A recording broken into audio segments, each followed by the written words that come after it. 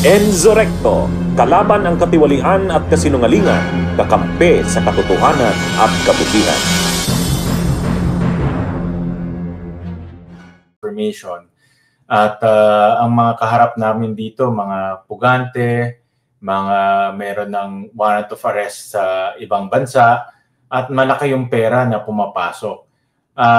Ito sigurado ako, 100% ako, na criminal syndicates ang nag-ooperate nitong Pogo sa Banban at criminal syndicates yung mga nag-ooperate ng Pogo sa ating bansa.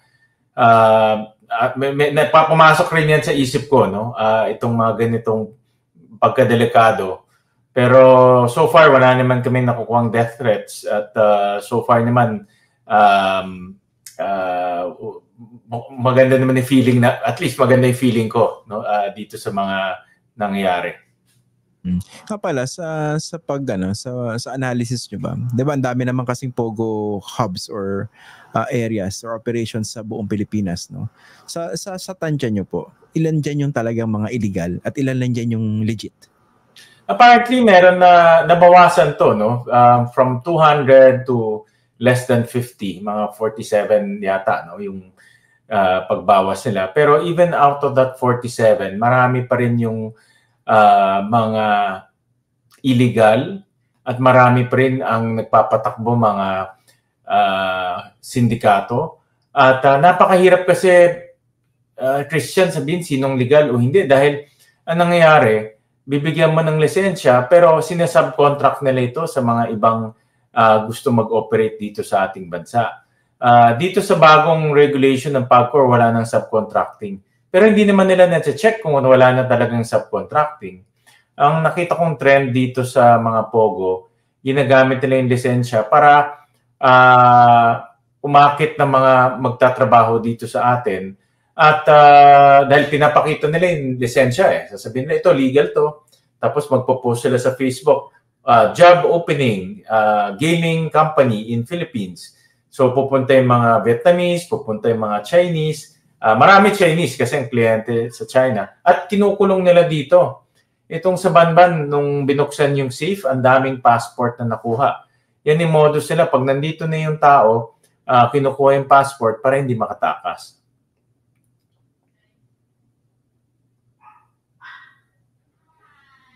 Hello, sir.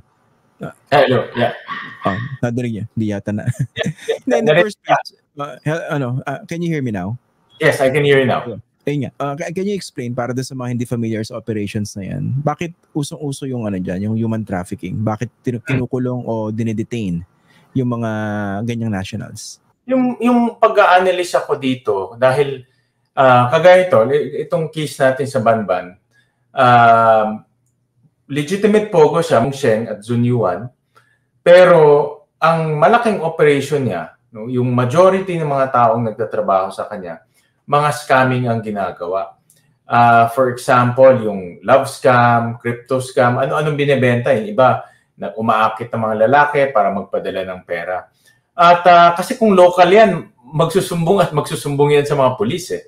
Kaya ang ginagawa nila, nakita rin namin to sa mga Facebook, sasabihin nila may trabaho dito sa mga third world countries, no? Sa Vietnam, sa Myanmar, sasabihin nila may trabaho dito. Maraming magiging interested dahil ang taas ng sweldo. Pagpunta dito, susunduin nila sa airport, dadalhin nila, let's say, dito sa Bamban. At ikukulong na nila doon. So, surrender na yung passport at hindi na makakalabas. Itong mga taong to, dahil hindi naman taga dito, wala silang kamag-anak, wala silang contact, wala silang cellphone. So, kumbaga, trap na sila dito. At yan ang nakita naming normal na modus operandi ng mga Pogo na umaakit sila ng mga trabahador galing sa ibang bansa para pwede nilang ikulong dito sa Pilipinas. So basically it's more of illegal recruitment or talagang rin yan? Pasok sa tinatawag natin human trafficking. Oo. Human trafficking dahil yung sweldo na pinopost nila napakalaki. At sasabihin nila, let's say, ang trabaho sa entertainment or ang trabaho sa, let's say, gaming company, no, casino. Pero pagdating mo dito, paparesahin ka magtrabaho sa scamming. At meron na kasi silang dekohon na. Nung pumunta kami doon, nakita namin may script na sila, dekohon na kung anong gagawin. Kaya itong mga Vietnamese, ang lolokohin nila, kapwa Vietnamese rin nila. No? So, ganun yung nagiging operations itong mga Pogo. Ito sir, marami nagtatanong, no? Marami nagme-message sa akin. A few years ago, meron din balita na yung isang malaking facility dyan sa Cavite ay ginawa na rin Pogo Hub, no? Meron magiging sakop ba yan na investigation nyo? Yung possible illegal activities din na pwedeng nangyayari din? Sa ngayon, alam ko yung tinutukoy nila, no? Ito yung Island Cove na makikita naman natin to lahat. Pag sumakay ka ng airplane, lalo na papuntang south, makikita mo, napakalaki. No? Itong Pogo Hub na ito. Ito tingin ko pinakamalaki sa buong Pilipinas. Ang nangyayari sa mga huling Pogo raids, may nakakatakas, nagsusumbong, at nagkakaroon ng raid. Or merong mga tao sa embassy, itong sa Banban, ang nag-report dito, embassy At may nagre-report na taga-embassy at sinasabi na meron silang mga citizens na nawawala, na nandito. Kaya nag-activate yung PAOK o CIDG sa pagre-raid. Ngayon, itong sa Cavite, Pogo Hub siya, wala pang official na mga report o wala pang official na mga sumbong na dumadating sa ibang mga enforcement agencies natin. Kaya hindi naman sila umaakto na mag-raid o gumawa ng ibang hakbang. Pero given our experience dito sa Banban Tarlac, no? Kasi mukhang nakikita ko rito breakdown sa regulation, no? So meron silang may legal cover sila, meron silang papeles granted by PAGCOR, pero mukhang nagkukulang yata dun sa pag-monitor. Of course, other agencies are involved, no? So ano ba pwedeng gawin dyan para at least makita naman, mas mapahigpit yung regulation and monitoring? Maganda yung punto mo, Christian. Talagang breakdown in regulation, failure in regulation, pwede mo na rin sabihin regulatory capture.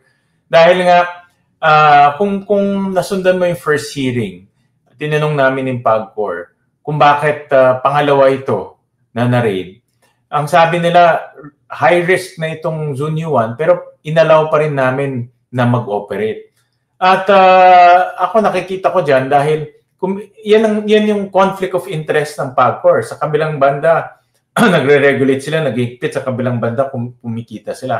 Obviously, mas mabigat yung kita sa kanila dahil yan rin-report nila sa media, yung malaking kita. Kaya madalas pumipikit mata sila, madalas hindi nila hinihigpitan. I'll give you a very example. No? Ito bago lang to. Nag-investigate kasi kami. Yung isa sa mga presidente ng itong dalawang Pogo company, no? Yung Hong Sheng at yung Zunyuan, yung presidente ng mga kumpanya nila, pinapunta namin sa tao namin, no? Para tignan at kausapin. At natuklasan namin, yung Hong Sheng, yung presidente ng Hong Sheng, isang market vendor sa palengke. At yung bahay niya, talagang makikita mo, simpleng bahay lang. Lumabas, yung pangalan lang niya ginamit at yung address lang niya ginamit at linagay presidente siya ng kumpanya para mag-incorporate. At marami sa ganun, yung mga incorporators hindi namin mahanap. Inisa-isa namin. So, kung mahigpit ang PAGCOR, yung palang kailangan red flag na. Yung presidente ng company, market vendor, pero pinayagan pa rin nila mag-operate. So, talagang total breakdown and failure of regulation. At kung ganito pa rin ang setup natin with PAGCOR, yung conflict of interest nandiyan pa, huwag tayong aasa na maaayos itong Pogo sa ating bansa. Yung Hong Sheng, ito yung nagtayo ng Pogo dyan, yung Pogo Hub dyan sa Banban po, no? Yeah, yung unang Pogo company sa Banban. Bago nagpalit ng pangalan? Supposedly, nagpangilit ng pangalan dahil iba rin yung incorporators, iba rin yung company name, pero parehong modus ang nangyari. At kaya nakita namin na at pareho sila. Kung saan nag-ooperate yung una, doon rin sila nag-ooperate. Kaya parehong-pareho. Para ba lumalabas dyan? Kunwari, nahuli yung unang company na gumagawa ng illegal, nagpalit lang. Kumbaga, another company took over pero doing the same thing. Na-detect rin ng PAOK. Ito nakita rin namin na marami dito sa mga mastermind, umiikot lang. Kasi hindi lahat nakakasuhan, hindi lahat na-deport. Yung iba lumalaban sa korte natin. For example, itong Zunyuan, may nakita silang personalidad dito na nandoon rin siya nung nag-raid sa Pasay. No? At nung na-raid yung Pasay, meron yung mga personalidad doon na nakita na nung nag-raid sila sa Clark. So marami dito sa mga mastermind, umiikot-ikot lang sa iba't ibang pogo dahil una-una, alam nila itong negosyong ito. Pangalawa, meron na silang, kumbaga, may expertise na sila sa pogo at nakakataka sila dahil alam nila kung paano yung pasikot-sikot ng ating sistema dito. At yun, pag tumakas sila, umuulit sila. At nahuhuli sila, tatakas ulit at mahuhuli ulit. So paikot-ikot lang itong pogo sa, itong mga krimen sa pogo sa ating bansa. Para yata mukhang pinagtatawanan yata yung ating law enforcement tsaka regulatory bodies kung ganyan. Actually, Christian, tingin ko ganyan talaga kasi nung pumunta kami sa Bamban, yung villa na pinasukan namin, ang laking villa. Talagang nagpatayo sila 14 villas. Yung pinuntahan namin doon, ang nakatira doon, yung pinaka-head, makikita mo yung meron ng children's room, dalawa yung asawa niya, may mga kamag-anak siya rin na nakatira doon, at fully furnished yung bahay.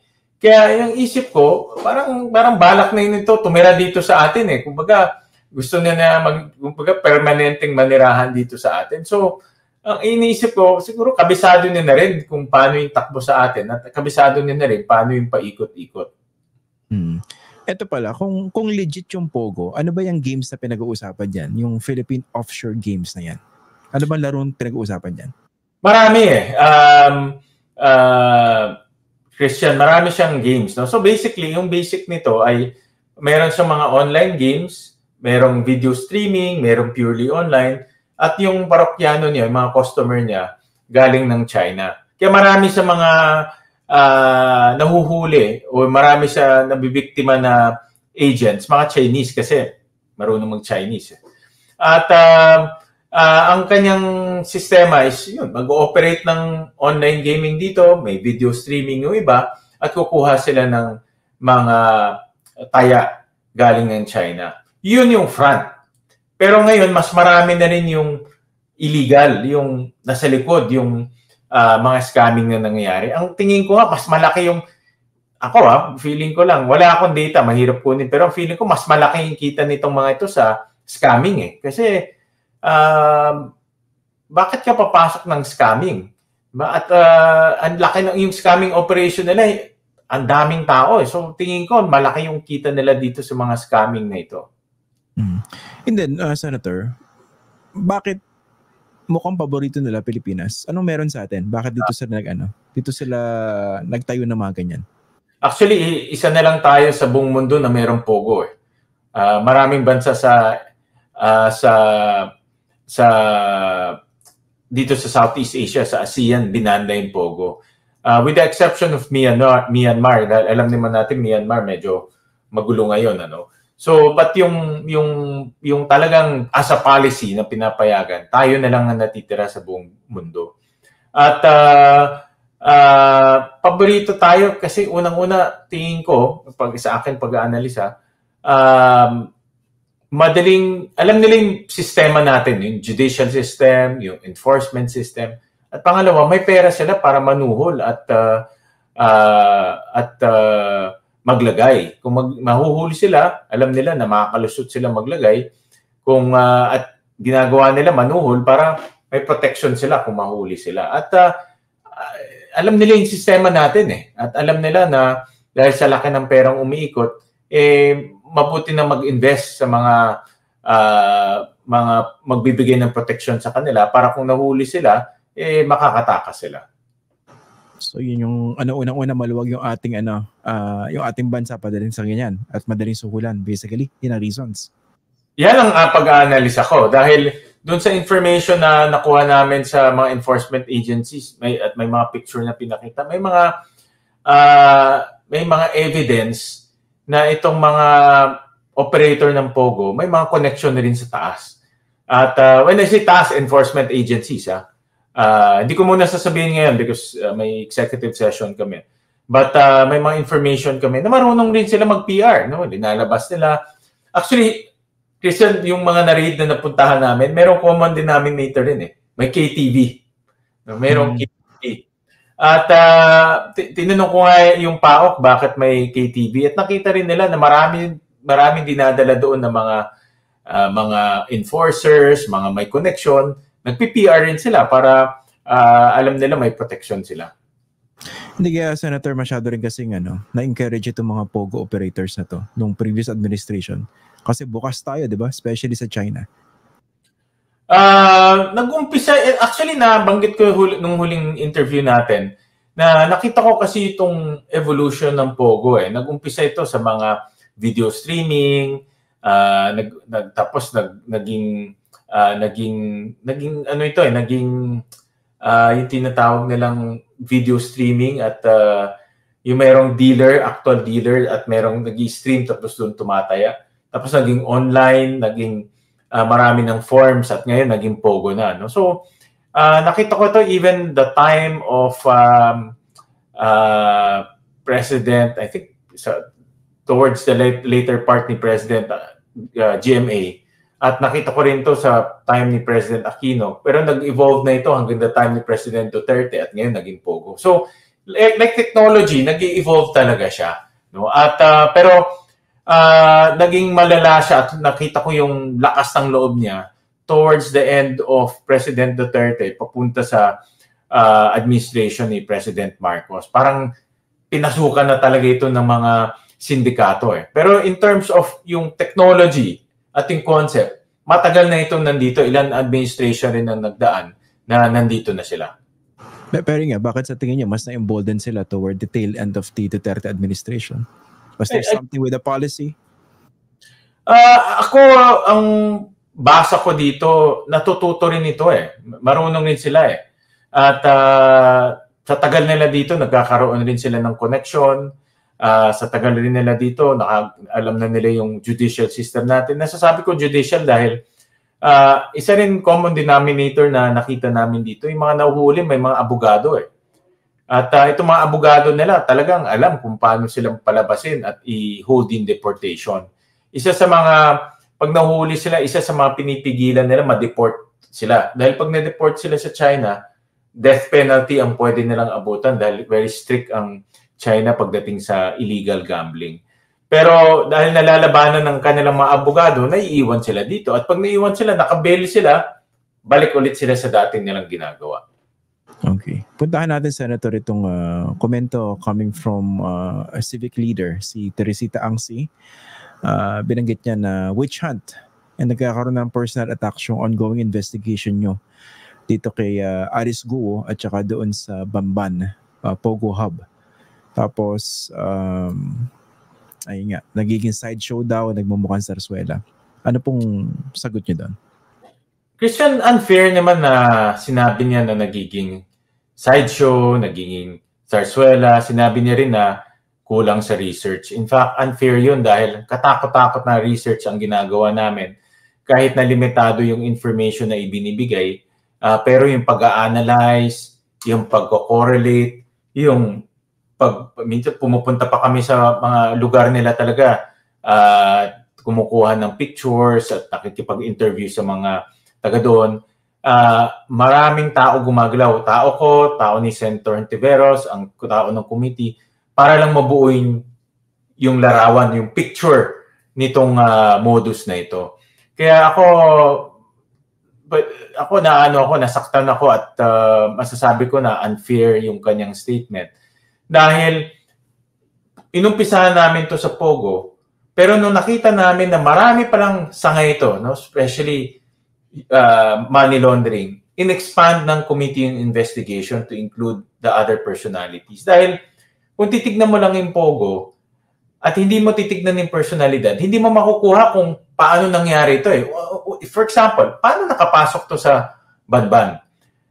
Ang laking investment to.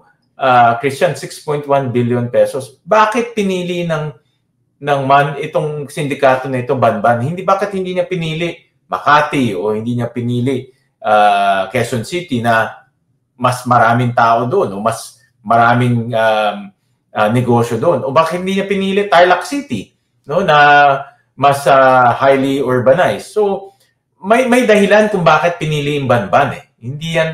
hindi ordinary business decision yan. So, we need to expand yung aming investigation to look at the personalities. At it just so happened na sa pagbukas ng pag-expand namin ng investigation, nakita rin itong issue ni Mayor Alice Go pagdating sa kanyang birth certificate.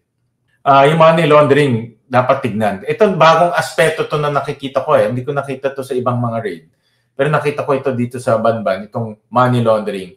At dapat ginagawa na naman ng AMLAC yung pag-iimbestiga at tinitignan nila kung saan nanggagaling yung pera. Okay, can you elaborate on that? Yung paano nagagamit itong Bamban Pogo Hub para maglinis ng maduming salapi? Actually, matagal kong iniisip to, Christian Dahil nung tinitignan namin yung papel, for example, yung Baofulan na pagmamayari ni Alice Guo nung bago siya maging mayor, ang assets lang 1.2 million. So, ibig sabihin, hindi nanggagaling dyan yung pagtayo nitong Pogo Hub sa Banban. Yung Pogo Hub kasi, nung pina-estimate namin sa mga professional engineers, 6.1 billion. So, ang theory ko dito, merong gustong magtayo ng Pogo, pero ang sa likod nito ay scamming activity. Pero hindi naman siya pwedeng pumunta sa bangko at sabihin, hindi, hiram ako para magpatayo ng Pogo. Walang bangko magpapahiram sa iyo ng pera kung ang negosyo mo Pogo. So, itong mga ito, pumunta sa money launderer, at sinabi niya, magpapatayo kami ng ganitong negosyo, Pogo at scamming, ganito yung magiging kita namin. Ipasok mo, tulungan mo kami sa pagpapatayo. Kaya nakita namin may ibang source na pumapasok yung pera, may ibang financier ang nagpa-finance. So, itong financier naman, dahil alam niya illegal yung negosyo, willing siya mag-take the risk dahil yung kanyang pera galing din sa illegal. At hindi dumaan to sa ating sistema based sa mga nakikita kong dokumento, hindi dumaan sa mga normal channels natin, for example sa bangko or sa hindi pa namin sure kung paano niya pinasok itong pera, but definitely hindi to pumasok doon sa mga kumpanya na nakita namin. So example, yung pagpapatayo ng facilities, hindi siya dumaan doon sa normal channels ng kasalapian, in short. At least doon mga kumpanya na nakita namin na involved. I'm sure meron pa ibang mga kumpanya involved dito na hindi pa namin nakikita. At to be honest, medyo ang galing nito na bilib ako kung paano nila ipinasok yung pera. Talagang without a trace itong pera na ito. Bilib ako, alam nila kung paano mag-operate. At alam nila na kung ma-set up nila itong Pogo Hub na ito, mababawi nila ito sa mga scamming activities na gagawin nila dito. Dahil bakit ka mag-i-invest kung hindi mo mababawi yung pera mo? Diba? So tingin ko napangakuan sila na kayang bawiin yung ininvest na pera nila dito. So yung mga illegal na gumagawa nito, base sa lumalabas, naghanap sila ng lugar kung saan sila makakapagtayo ng hub. Nakita nila Pilipinas, maluwag. Madali siguro lagyan yung mga officials, and then dito makakapaglinis sila ng pera. At least that's how the theory goes, Ito po, kasi ang laging sagot ni Mayor Alice Guo, hindi ko po alam, lumaki po ako sa farm. I mean, how can she feign ignorance or innocence regarding this?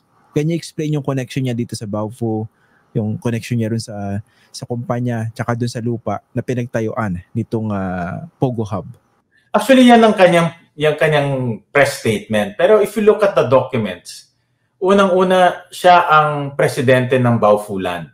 Ang Baofulan ang bumili ng lupa at ang Baofulan ang applicant sa mga building permit in the municipality of Banban. Pangalawa, on record, siya rin nag-apply nung letter of no objection ng Hongsheng. Yung Hongsheng, ito yung unang Pogo company na na-raid.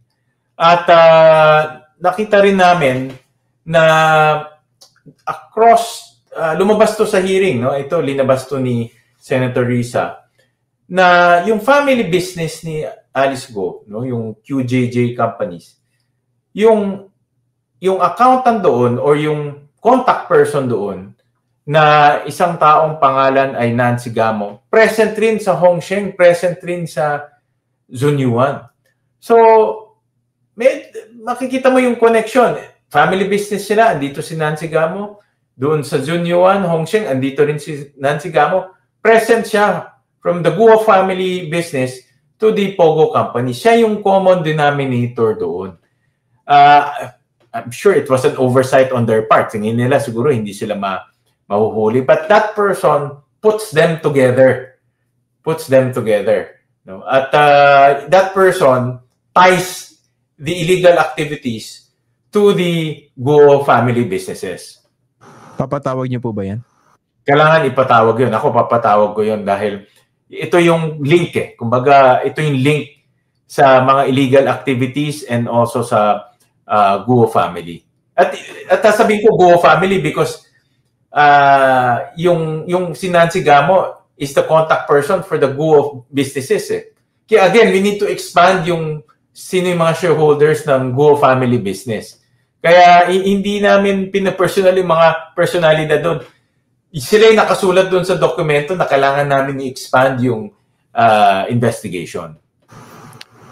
Hindi kaya kasi isa rin sa madaling pagbasa rito, base rin sa mga lumalabas, i-involve si Mayor Guo doon sa Pogo operations kahit sinasabi niya na hindi na siya nakialam, hindi niya alam yung nangyayari dyan kahit malapit lang yung Pogo Hub sa munisipyo. What do you think? Yan ang kanyang storya pero hindi yan yung dokumento eh. Presidente ka ng kumpanya eh. Hindi mo pwedeng i-claim, hindi mo alam anong yung nangyayari. At yung dokumento, ikaw yung nag-apply eh. Ikaw yung nag-apply in behalf of Hongsheng. So, kung ikaw yung nag-apply, alam mo rin kung ano yung pinapasukan mo. Hindi mo pwedeng sabihin na hindi mo alam eh. No, for example, pag inutusan ka ng isang kumpanya na i-apply mo ito, siyempre gusto mo rin siguraduhin na itong kumpanya legitimate ito o hindi. Baka sumabit ka eh. Diba?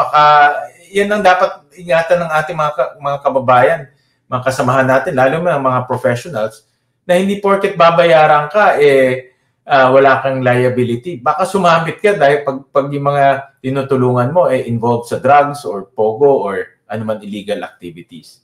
Tsaka ngayong lumalabas yung isa sa mga incorporators ng Baofuland, yung si Zhang Ruijin, convicted pala. For money laundering. Correct. Parang they buy that hindi raw niya alam. Tama ba? Ang sagot niya dyan, nalaman niya nung sa Senado na.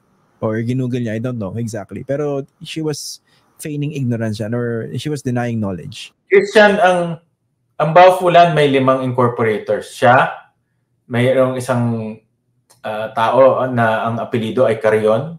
Yung 3 ay mga fugitives at may mga kaso sa iba't ibang bansa.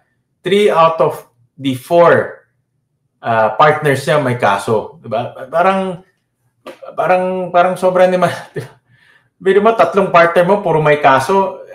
In 2, nakulong na for money laundering at hindi mo alam. Diba, kung ikaw ay negosyante, pagpapasok ka sa isang negosyo, gusto mo kilala mo yung mga partners mo. At least, kilala mo na mga credible to or else pag may mangyari, sabit ka talaga. Yung lupa, yung lagi niya binabanggit na lumaki siya sa farm. Ito, may mga nagpapatanong din, si Lori Grande. Na-establish siya ba kung totoo yung farm na yon? Or kung totoo man, paano na pag may-ari ito ni Alice Guo? Yun ang iniimbestigahan namin ngayon. Again, doon sa kanyang mga financial statements, hindi namin makita doon eh. So, kumukuha kami ng iba pang dokumento kung ano yung mga nakapangalan sa kanila. To be honest, hindi namin makita sa mga financial statements na dineklara nila sa SEC. Pero ngayon, bago pumasok yung issue ng Pogo, na-establish niya ba or meron ba kayong idea kung paano nakapag-amas ng ganong yaman itong si Alice Guo? Well, akin ang personal analysis ko may connection to doon sa money laundering na pumapasok. No? Siguro tingin ko mga kaibigan niya yon, may connection na doon, business partner siya doon. Well, obviously business partner niya yung 2 money laundering sa Singapore. As to ano yung exact relationship nila, hindi ko pa ma-establish ngayon dahil walang paperwork. Pero sigurado ako related sa money laundering. No? At related. Kasi kung titignan mo lang yung mga local business nila, yung embroidery, yung farm, hindi ganun kalaki yung kita eh. Ibang taon, lugi pa eh. Bunyog, bunyog, halikan na kasama ka. Bunyog, kapag buklod ay may pag-asa. Luzon, Visayas, Mindanao, isa ang pananaw. Sa bagong Pilipinas ang bunyog isisigaw. Bunyog.